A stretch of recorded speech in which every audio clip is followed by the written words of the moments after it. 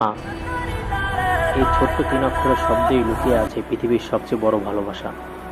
মা সন্তানের জন্য শুধু একজন মানুষ নন, তিনি জীবনের প্রথম শিক্ষক, প্রথম বন্ধু এবং প্রথম আশ্রয়।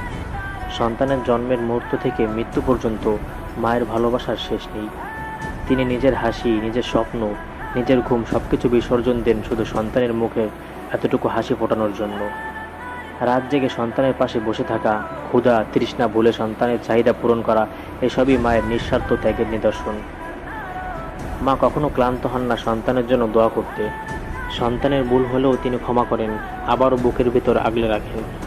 তার চোখে সন্তানের কষ্টই নিজের কষ্ট, আর সন্তানের আনন্দই তার আনন্দ। সত্যি পৃথিবীতে মায়ের ভালোবাসার কোনো তুলনা নেই। মা সেই মানুষ যিনি আমাদের জন্য জান্নাতের দরজা খুলে রাখেন। তাই যতদিন মা জীবিত থাকেন তাকে ভালোবাসা, সম্মান ও যত্ন দেওয়া আমাদের সবচেয়ে বড় দায়িত্ব। মাকে খুশি করা মানেই আল্লাহকে খুশি করা।